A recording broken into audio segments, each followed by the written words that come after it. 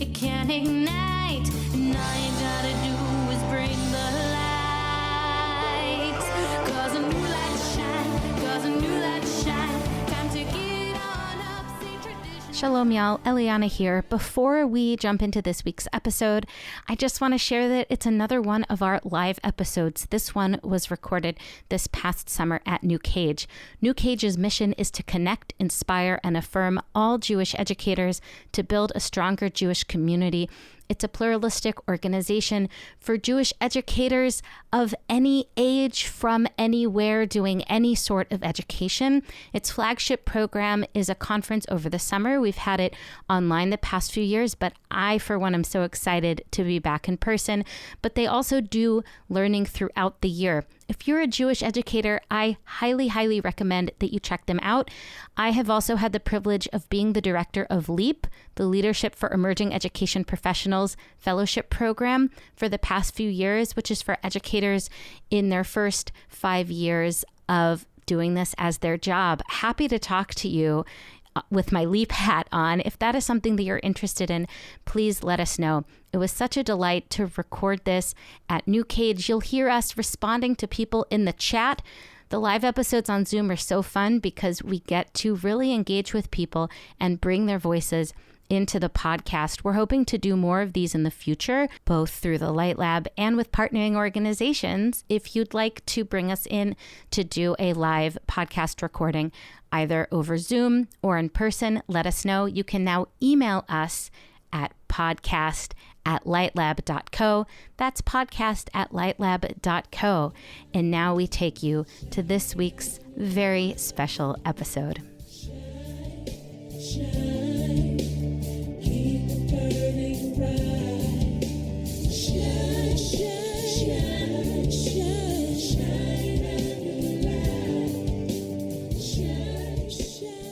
Shalom, everyone. Welcome back to the Light Lab podcast. My name is Eliana Light, and I'm so thrilled to be here with my dear friend, Cantor Ellen Dreskin. A pleasure to be with you again, Eliana. So great to be with you. Our first two-person captaining of the podcast. We send lots of love and joy to Josh at home, and we hope you do too as well, listeners. And as per usual, we like to start with a question. So, Ellen, here's today's question. What's a piece of Torah that you've learned recently that you're still thinking about? There's a piece of Torah, actually, when I knew this was going to be the question, that I've actually just started thinking about. Being a cantor by ordination and profession, my attention is already going toward the High Holy Days. And I've always loved this idea of Rosh Hashanah being the beginning of the year, Shana. And I also love the Hebrew idea that Shana is the same Hebrew root as the word for change. And Rosh being my head. So the new year helps me to develop a head for change. And very recently, it's been called to my attention that don't we also know that Shana also has to do with repetition and repeating something like Vishinantam, or doing something probably from Shnaim, from doing things twice. But I love it, this whole idea that we make things new by trying them over and over and over again and learning from them every single time. And this is how change happens. And so it's all swirling about in my head as we head into the season. Maybe I'm jumping ahead a little bit. We're heading into it. Never. Never. Friends, I'm not sure when this will air, but we're recording this in July, which is certainly an appropriate time to begin thinking about the high holidays as a Jewish professional, if not earlier. I love that. I'm going to be taking that Shana Torah with me as well. Of course, as often happens, I wrote the question down and then sat in the chair and was like, wait a second. I don't have an answer. But here's the Torah that I looked into last night. There have been images coming out yesterday and today from the James Webb Space Telescope.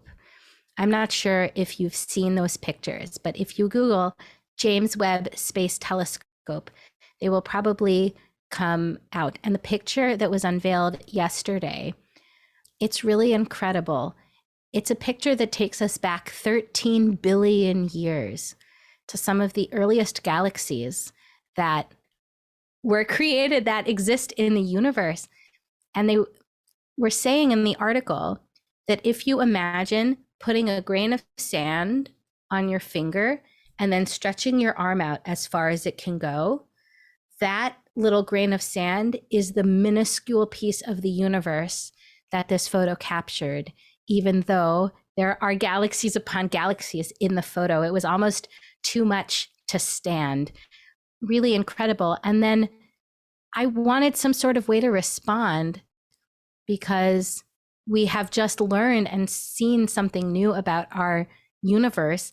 And so, of course, I went to Safaria and searched stars. Like, what do we have for stars besides the stars of the sky and sands of the sea thing? So I found Psalm 8. I'm just going to read lines 4 through 6 in the English. When I behold your heavens, the work of your fingers, the moon and stars that you set in place, what are humankind that you have been mindful of them? Human beings that you have taken note of them, that you have made them little less than divine and adored them with glory and majesty. And those lines really spoke to me, even though I think the true Torah was the picture itself, how human know-how has allowed us a glimpse into the deepest and most wondrous universe that we have. That's kind of where my mind is today. We'll put those pictures in the show notes if you haven't been able to see them yet. And you can think for yourself, what journey do they take you on? We're thinking about Torah today because Ellen and I are not the only ones in the Zoom room. In fact, we are live at the Summer of NewCAJE. Everybody wave. I love doing that. It's a podcast. No one can see you wave, but we can feel your energy with us. I've been involved in NewCAJE for the past 11 years, which shocks me, honestly, that I could have been doing anything for 11 years. And yet NewCAJE means so much to me. It's the place where I performed my Jewish music for an audience for the first time, a place where I taught other teachers for the first time. And I love getting to learn from all the folks at NewCAJE, including Ellen, who I've taken her sessions at NewCAJE in person before. But in honor of being here at a place for education, we decided today to explore the blessing for studying Torah. And we're going to talk a little bit about what that means anyway. But Ellen, why don't you just help us dive into the Hebrew of this bracha that we'll be exploring today? Happy to do so. I'll read it first slowly in Hebrew and then present one of many, many translations out there for the prayer. Begins like this. Baruch atah Adonai, Eloheinu melech haolam, asher kidshanu b'mitzvotav v'tzivanu la'asok b'divrei Torah. The translation that I have is from Kol HaNeshama, the Reconstructionist. This happens to be the daily Siddur, and it's translated like this. Blessed are you, the one of Sinai, our God, the sovereign of all worlds, who made us holy with your mitzvot and commanded us to occupy ourselves with words of Torah. Wow. I want to just jump in about two things I noticed in that English before I forget. I love how the Kol HaNeshama Siddur puts a different name for the Holy One, a nickname for Yod He Vav He, and the place where Yod He Vav He usually appears. Can you say it again? Something Sinai. Yes, in this instance, it's blessed are you, the one with a capital O of Sinai. That idea that gives you the little hint of here's the face or the facet of Yod He Vav He that we think this blessing is pointing towards somehow. Absolutely beautiful. It brings us back to a place of revelation, not only having happened, we might say, on Shavuot, but a constant revelation that is happening all the time. I also, because I was thinking about these galaxies and these photos from the telescope, Lord of all worlds or God of all worlds. Was that the phrasing for Melech HaOlam there? Yes, this is sovereign of all worlds. And Sovereign of all. we don't often hear, I grew up with, ruler of the universe or of the world. And I like when I look in a Siddur and I see that worlds is plural, that olam is beyond one dimension in some way. And whether it's source or sovereign, it's a great phrase. It really is. Olam being both infinity in space and in time. So it could be that saying all worlds is the world of space and the world of time. Or, of course, now that I'm thinking about all the billions of galaxies that are out there in the universe, that Yod-Heh Vav-Heh is part of all of those as well, not just the one that we're on. Let's talk about those last three words, la'asok b'divrei Torah, and then maybe that can give us a clue into what the blessing formula is helping us do here. So, Torah, what is it? Ellen, you made a face. I guess I realized that even though we're on video, I always forget that the podcast is not on video, and the sound that went with my face I just made was like, whoa. It's like Torah. We really are diving in here. I know that we all think of Torah as the scroll in the Aron. And I am intrigued with the fact that Hebrew doesn't normally have capital letters, uppercase letters, and lowercase letters, and that there is Torah with a capital T, which I think of as the scroll in the Aron, and there is Torah with a small t. That really, I understand as meaning general instruction and learning. Hebraically, it shares a root with moreh or morah, the words that we certainly know at NewCAJE. These are the words for teachers, morim. And that reminds us also of the word for parents, which is horim. And they all come from that root of Torah. So I love this idea that it's broader even than the scroll in the ark when we say Torah. Absolutely. Our friends in the My People's Prayer Book series, which I am holding up, the yellow one for Birkot HaShachar and the morning blessings, we'll get into a little later why this blessing over Torah is in the book for the morning blessings, Birkot HaShachar, reminded us that the Torah, besides for the last book, Dvarim, Deuteronomy, the Torah doesn't really have a concept of itself. It doesn't talk about learning Torah or studying Torah. And yet by the time we get to Deuteronomy, there's a sense of keep these words on your heart. These words are yours. These words are not in heaven. They are yours. There's an idea that what is happening, the words of Torah are something for each of us to have. The idea that Torah is instruction at its root and can balloon to encompass all of these different facets is really powerful. Where the blessing comes from in the Talmud Brachot 11b, the rabbis are having a back and forth over when it's appropriate to say a blessing like this. Is it just over Torah? What if you're learning Midrash? What if you're learning Mishnah? If we say Asher Kichanu b'mitzvotav etzivanu, if we use that phrase that we'll get to at the end, we'll see if this going backwards thing worked at all, then that is a commandment or an imperative that comes from the Torah itself, Deoraita. So how can there be a Deoraita commandment from the Torah to study Torah if we take Torah in this broader sense? I think of Torah as so much of our stories. Like you say, it's not, while it does say these particular words and these particular things you're supposed to do, that it's the stories of our lives. And I love this idea that you're opening up for me, that just by engaging with the stories of these people's lives, there's such wisdom there for us, life experience, enormous challenges, enormous celebration, etc. And it is learning for us over and over and over again. Absolutely. And since we're working backwards, to notice that it doesn't just say Torah, it says divrei Torah from this word davar. Diber is to speak, something about spoken, something about words. And also divrei Torah could just be things of Torah, the stuff of Torah. Wondering if you have any thoughts about that, Ellen.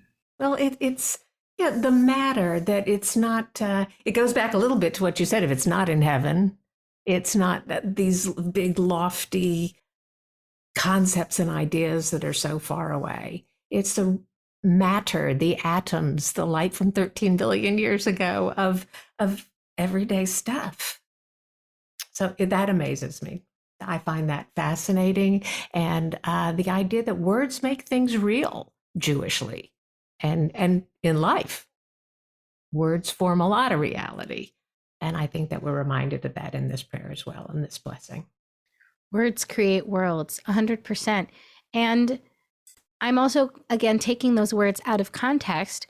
If you're at a service or a meeting or something, a tish maybe, where people gather and sing around a table, if you give a little teaching, that's a Dvar Torah.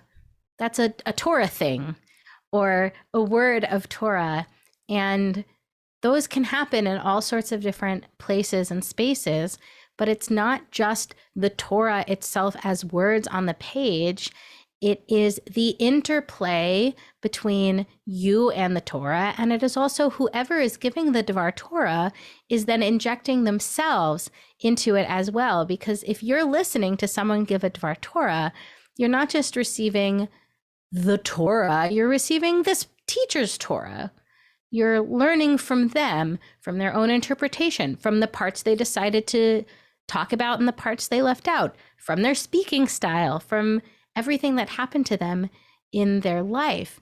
And I don't know if I've ever thought about a Dvar Torah like that before. I think reading this bracha is allowing me to go a little deeper into that. Mm-hmm. And the fact that it doesn't have to be just the scholars and the teachers. The words that we speak to each other, these are also words of Torah. And the idea that our interpretation and the way we bring these words into our heart is, we've all got our own Torah. Each of us writes our own Torah as we go. And ain't there a lot of learning in that? Amen. Amen. So why la'asok as the active verb here? I have to say that, of course, when I hear la'asok, I think of the English word soak and what it means to soak up words of Torah or be soaked in words of Torah. Ellen, you're our grammar queen. What do you think of la'asok? I thought you were actually going to say you're our grandma queen. No. I must say that I celebrated a significant senior birthday just last week. Oh, happy and birthday. So maybe I'm feeling the elderly role a little bit, because when you say to someone of my generation about soak, the first thing that comes up is a Palmolive dish liquid commercial where Madge, the manicurist, is talking with her client about the new Palmolive dishwasher. And oh, does it really keep your hands soft? And she says, yes, you're soaking in it. And that was the whole thing, was to be soaking in this dishwashing liquid. So that's the soak reference. But it's so funny because I think we both said, today we're spending time talking about the blessing for studying Torah. And yet many of us might know that the word for to study is lilmod. And the blessing doesn't say lilmod at divrei Torah. It says la'asok. And I love the word asok because my esek is my business. If I'm asuka, I'm busy. And so to me, the translation that I read earlier says to occupy ourselves with words of Torah. I love to get busy with, and I love to think about the idea. It's appearing in the chat box. Thank you for engaging with. And what does it mean when we make it our business? Say we're starting a business, there's some sort of investment involved. Perhaps hopefully there's some sort of vision involved. and even a product or a service which a business provides. I'm going to ask a question in the chat box while we continue to chat is what product or service is the business of Torah engaging us in? I'm curious about the kinds of things that that we might be producing from our getting busy or making Torah our business. When we are in business with someone, there's the collaboration, there's the partnership, there's the chevruta, the sharing of ideas. This is so much more than study. And I just love that, to soak in Torah and to busy ourselves with others, to invest ourselves in it, and to walk away with a service or product or producing something that will be of ultimate use to other people. So all of this in this one word. Perhaps you didn't mean for me to go on that long about it, Eliana, but I just couldn't help myself. Of course, I meant for you to go on as long as you want about everything. That's why we're doing this as a podcast. I wanted to mention something I don't think I've thought of before, which is why I love doing this with you, is that to make it your business is not just about creating something or having a business as we might think about it today. It also means that it's yours to think about and engage with and question and wrestle with. If someone wants a piece of gossip from me, I might say, well, it's not really our business, right? None of your business, I might say to someone. But to make Torah our business means that it's ours too. It is our business. It's our responsibility, and it's ours to talk about, and it's ours to explore. No matter who you are, I would say, no matter how much experience you might have with traditional Torah study or Chavruta partnered learning, or how much Hebrew you know, none of that matters. The Torah is your business. Nobody is going to say none of your business when it comes to Torah. Or if they do, then those aren't the kinds of teachers that we want to be exploring with. What does it mean to make Torah your business? There you go. In the chat window, minding your own business takes on a whole new dimension here. Right. This is my business. That's right. Don't tell me this is none of my business. I love this. Evelyn saying being present, making the space. That's what the business of Torah does for us. And thank you, Jerry. Torah as a friend, something familiar and different every time we look at it. Every time. That's beautiful. And yeah, thank you, Lily. If Torah is your business, then it becomes something close to you that you're also involved in. It requires relationship. Right. It requires active relationship. Which is why we keep coming back to it year after year. Torah itself in the Parsha cycle, in the cycle of reading the same bits of Torah every year, and also Torah in a more broad sense, the stories that we tell, Midrash and Talmud and all of the pieces of the Jewish canon, because we are actively a part of that conversation today. The conversation hasn't stopped. It's still going with us. It is certainly our business. I love that. Do we want to talk a little bit about exactly when we say such a blessing? Are we ready to go there? Yeah, let's do it. Because it occurs in Shacharit. It's right toward the very beginning of our morning blessings. So it seems like a wonderful way to start off the day. And I find that it has this activity to it to engage in Divrei Torah. And yet each time, if I were to study at 9 a.m. and then I was going to study again at noon, and then we decided to do the blessing a little blessing before we recorded a podcast in the afternoon, which is also Divrei Torah, that we don't say the blessing over and over again. I think it doesn't appear in Mincha, it doesn't appear in Mariv, just Shacharit, just our morning service, as if to say, We've hardly been at this as a community for 5 minutes this morning, and we're saying this blessing, and it's good until tomorrow morning when we'll get together and say it again, as if everything that I do or say or hear or digest for the rest of the day has the potential to be a Dvar Torah. And can I keep this blessing with me throughout the day? Or can I keep the idea that I don't have to say it every time, but maybe I can still recognize so many moments during the day as Divrei Torah? I love that. I absolutely love that. It goes along with what I love about especially the morning service, but really all of the liturgy that we've been handed down. It's inviting us to move through life with a particular set of glasses on or a particular mindset. And this is saying, what would your day be like if you walked through it with a Torah mindset, looking out for what you could learn and how you can be an embodiment of Torah. I also think it's interesting that in the Siddur, right after this blessing, there is usually a piece from Torah and a piece from the rest of Tanakh, from a different part of the Bible, the Jewish Bible, and a piece from the Mishnah, as to even say in the Siddur, and don't think that by Torah we really just mean Torah. We mean all of these things. We mean all the Jewish canon and more and more and more. It was really cool to look at the My People's Prayer Book on this, because there are kind of three versions of the Torah blessing that we find here. First, we find the blessing that we're talking about, which in Brachot 11b, it says comes from Rav Yehuda.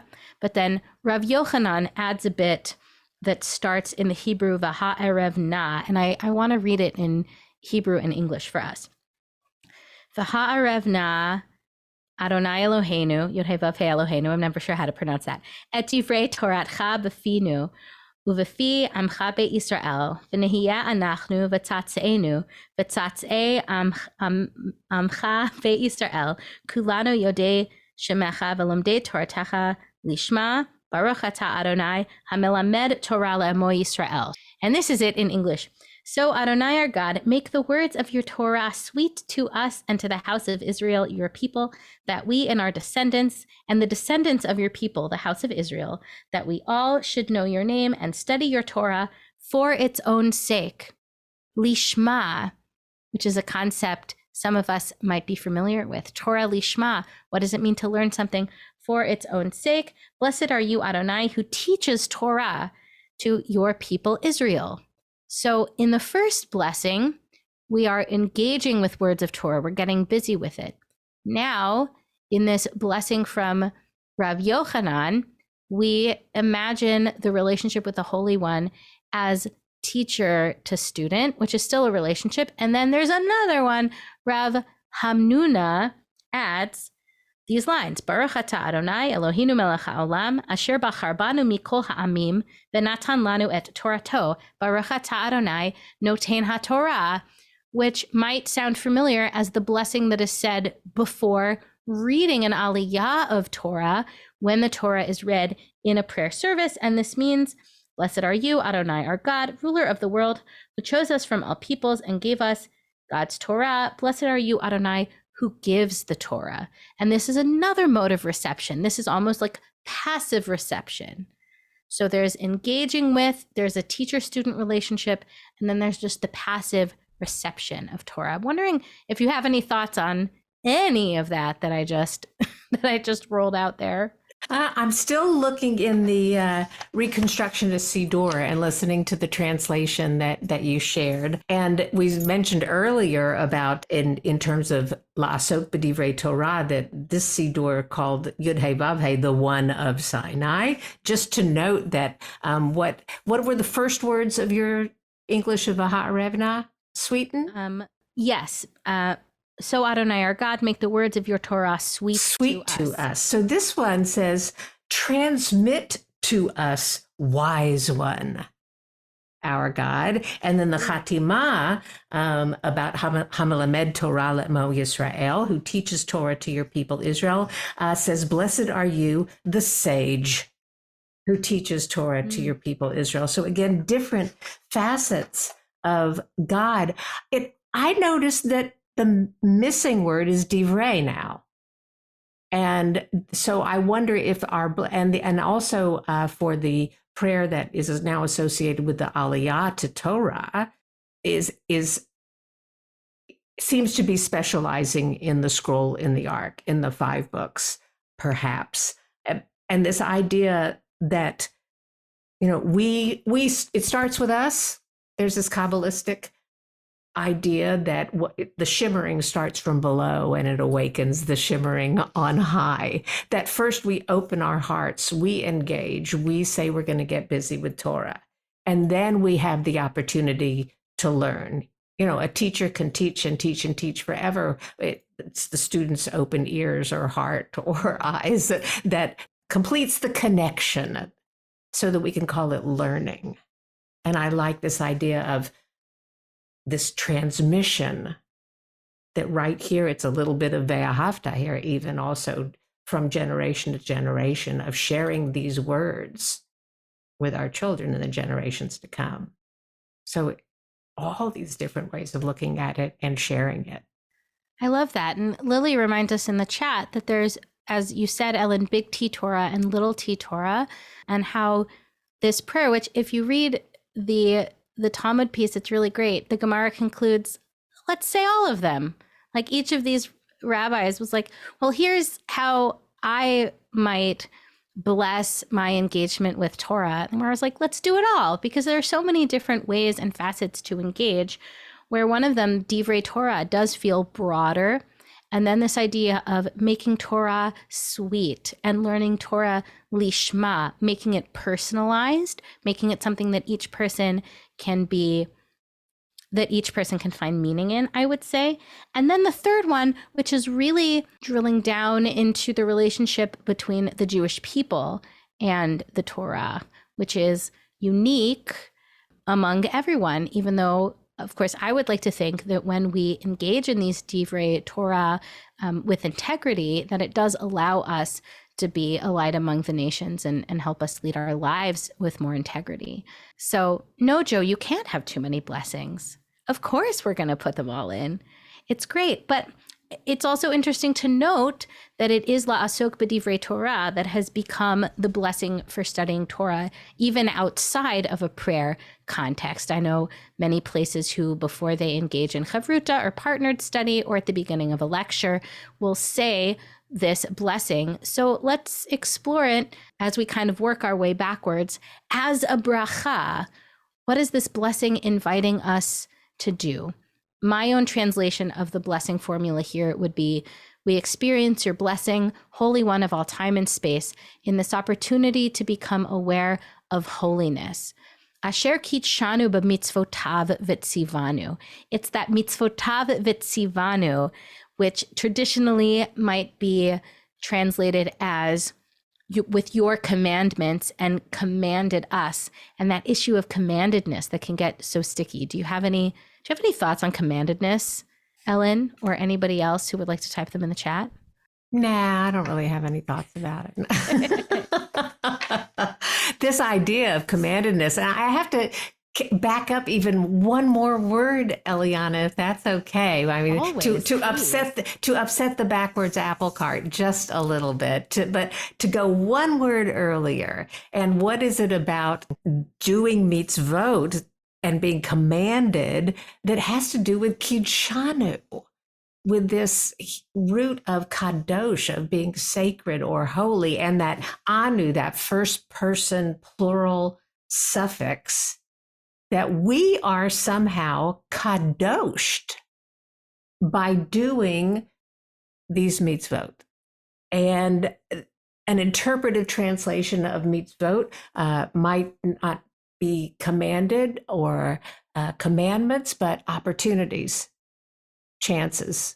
And then also in Arabic, I believe, the connotation of the same root of mitzvot has to do not so much with commandedness, but with connection.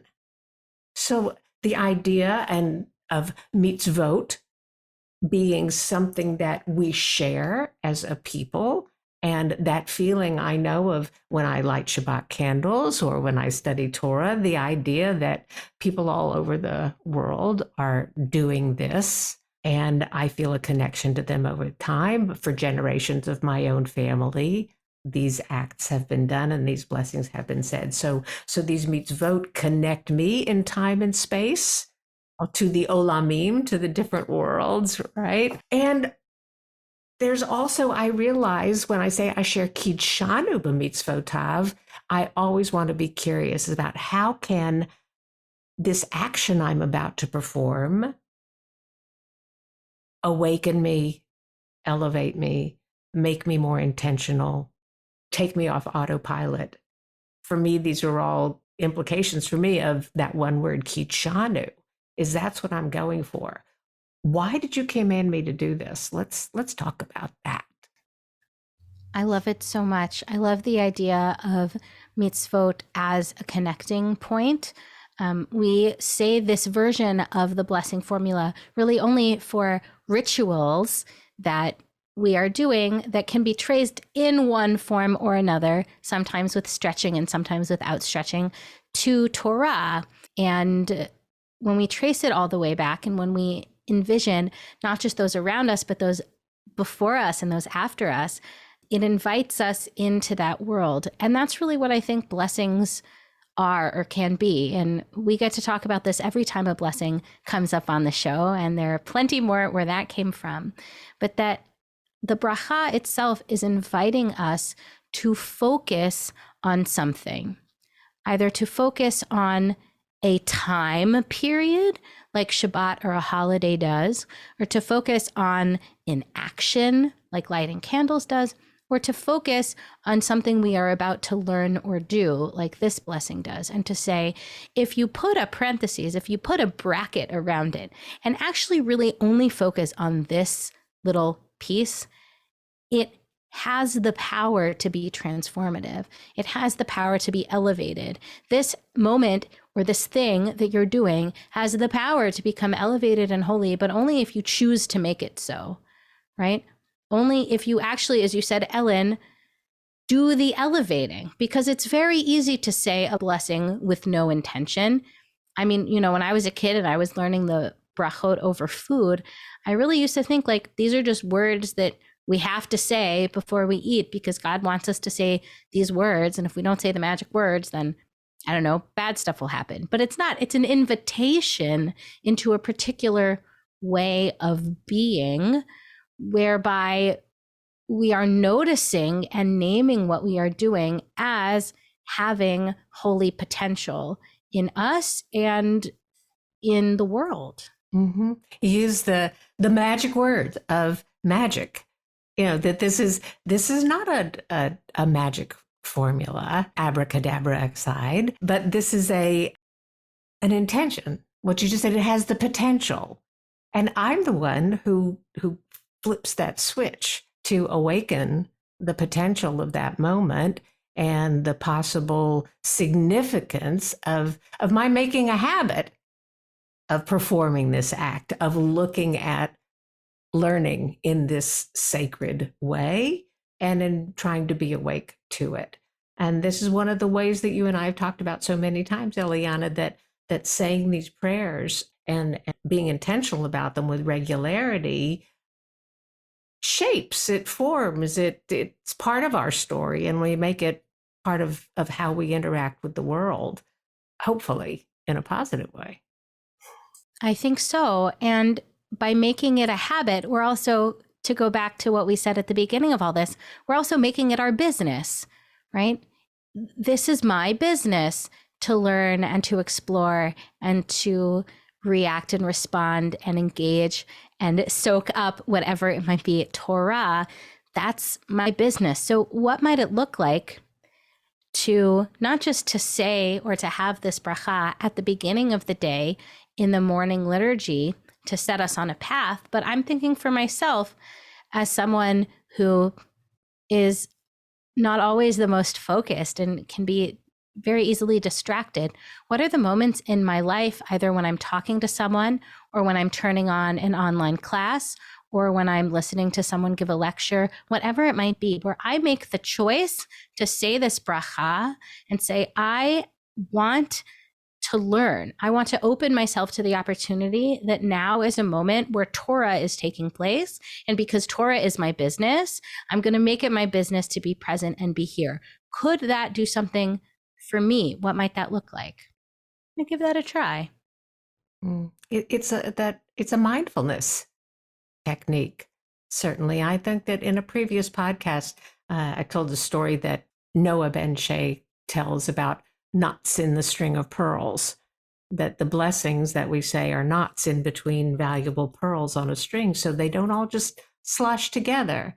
But a blessing helps us set a moment aside and focus our intention to really shine a very specific light and draw our attention there. 100%. And I don't want to gloss over what Lily has put in the chat, which is that to say Torah is my business as to women in this field can feel radical. I would say that I'm always inspired at Svara, the Queer Talmud Academy. Anyone who is of a marginalized group, or really any individual person. That's what we said at the beginning. The Torah is your business. It doesn't matter how much Hebrew you know. It doesn't matter how much experience you have. It doesn't matter if you were born Jewish or came to it later in life. It doesn't matter what your relationship to Torah is right now. The Torah is your business too. And that, really, Lily, thank you for calling out the power of that, because it does feel really powerful. Listener, you can say that and see how it feels. The Torah is my business. The Torah is my business, and it's also your business. And with that, we'll be right back.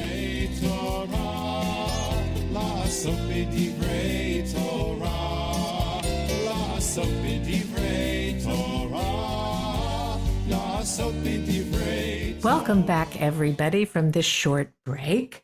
As you know, from time to time, we love to look at the melodies that composers have chosen to interpret these words for the various prayers and blessings that we talk about on the podcast.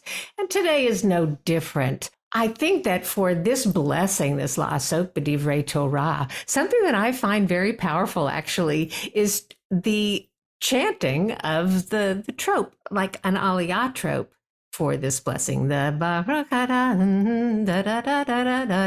for me, something about that touches my heart because it's ancient and these words are ancient, so it does something for me. I think that one of the more well-known melodies, contemporary melodies for this prayer, come to us from Jeff Klepper and Danny Friedlander, also known as Kol Beseder. They have a beautiful melody for this with guitar folk. It also probably served, as many of the contemporary melodies do, to bring these words of blessing alive in the Jewish summer camps. And since we're recording this, as we mentioned earlier, in July, here's a tribute to summer camp and to Jeff and Danny's rendition of these words. What other melodies do we have? Eliana, what do you got? I really love Dan Nichols' version of this blessing, which is also called Sweet as Honey, as that is the English chorus. Sweet as honey, sweet as honey, sweet as honey on our tongue. We can play a little bit of that here. Sweet as honey, sweet as honey, sweet as honey on our tongues. Sweet as honey, sweet as honey, sweet as honey on our tongues. What I love now that we've looked a little closer at the liturgical context of this is v'ha'arevna, that idea that we are asking Torah to be sweet to us. I also remember, though of course I don't know if I actually remember, or if I remember telling the story of my first day of first grade at Born Bloom Solomon Schechter Day School, which is now just Born Bloom Community School. I'm not exactly sure what they call it in Memphis, Tennessee, where we made letters in chocolate molds to show that Hebrew is sweet, the Torah is sweet. There's also a tradition that I remember seeing. Maybe I can link to this too. I grew up with this VHS tape of the story of Rashi. Have I brought this up before? I might have. Rashi, A Light in the Dark Ages, and it's narrated by Leonard Nimoy. And it's one of those like really old, cheap animations where it's just one thing and another thing, and it goes back and forth for a while. Anyway, this must go in the program. You must put this in the program notes, this link, if you can find 100%, 100%. And there's a part of the movie where they put some honey on a scroll of Torah, and the little boy gets to taste some that it's sweet. I have read in many places that that is indeed a tradition. We're hearing in the chat box here, David Rothberg has a melody to this blessing called Soak 'em Up. When we were talking about Dan Nichols' melody, I was thinking the English, let us soak it up, let it all sink in, sweet words of Torah. So this idea of soaking is making it, it's expanding. And we also have notes we can put this in the program notes. We can find these links. Abby Strauss has a melody to it. Rick Reck too, very possibly. I also want to add to that list, a rabbi educator in Florida, Rabbi David Paskin, has a melody to this blessing. You can find it at oysongs.com. And what I find interesting about David Paskin's melody is he adds a phrase in the blessing, hafoch ba v'hafoch ba, which is turn it and turn it. So that bringing back this idea in the blessing itself, that each time we look at it, because this is a daily blessing, each time we look at it and each time we go into situations where we think we know what's going to happen already and we've decided how something is going to be because we studied it before, we've been there before, we close the door on learning because we think we already know. And so I love this idea of always trying, and it just makes things more fun and more interesting if we're always trying to look at something from a different angle than we've always looked at it, and fling open those doors to just new discovery and new perspectives.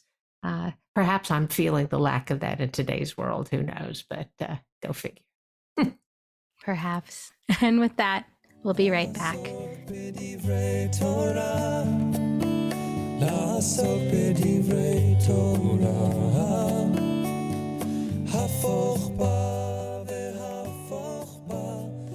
Welcome back, everyone. So grateful to be with you as we take a minute at the end of our episode to soak up a little Torah for ourselves. So I invite you, if you are in a place where this is possible, sit up a little more engaged in your seat. Feel your connection to the ground through your feet or through your seat. I invite you to roll your shoulders back, put your palms face down or face up on your lap. Imagine that your spine is a ladder reaching to heaven and earth. I invite you to soften your face, to unclench your jaw. Bring your shoulders down from your ears. And I invite you to just take a few deep breaths in and out, in through your nose and out through your mouth. Breathing in to lift and breathing out to ground. Breathing in to lift and breathing out to ground.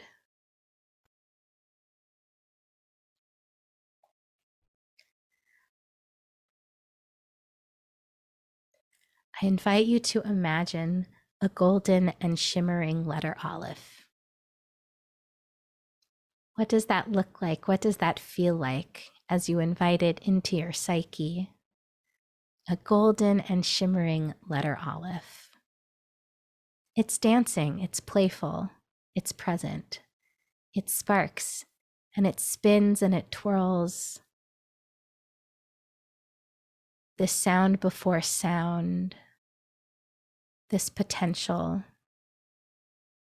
this language, this Torah.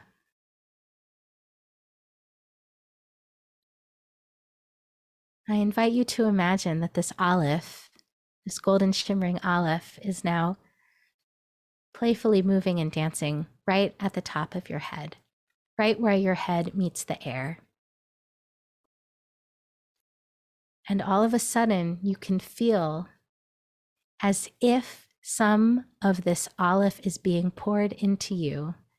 You feel that golden, dancing, shimmering light on your scalp, and you feel it start to fill up the top of your head, this golden, shimmering, playful light coming down the sides of your face, feeling it on your nose, on your eyelids, on your mouth, and on your tongue. What does it taste like? Feeling this golden, shimmery light on your ears, feeling it in and around your neck, down your shoulders, dripping or spreading or sparkling, however you imagine it, down past your elbows, into your hands, around and into each finger, glowing with this beautiful light, up through your chest and your torso, into your heart. Imagine your heart full of the sparkling, playful light, down through your belly, down through your back and through your front, down each leg, each thigh and knee and calf and toe. All of the light of this Torah, all of the golden light that is contained within this aleph, now within you. As you breathe, can you feel yourself filled up with that light, with that golden sparkle? Can you feel that aleph that is still playfully dancing round the top of your head, that has not lost any of its own light while it has poured into you? Take another deep breath and soak up all of that Torah.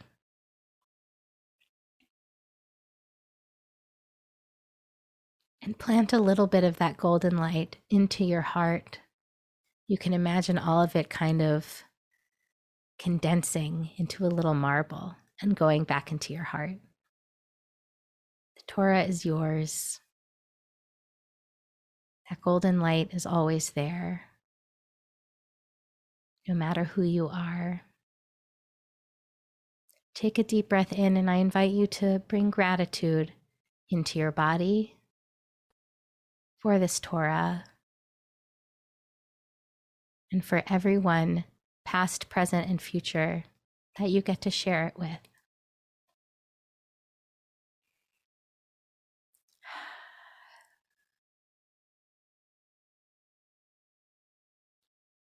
And when you're ready, you can open your eyes and come back to join us, knowing that the light of Torah is there for you whenever you want it. Wow.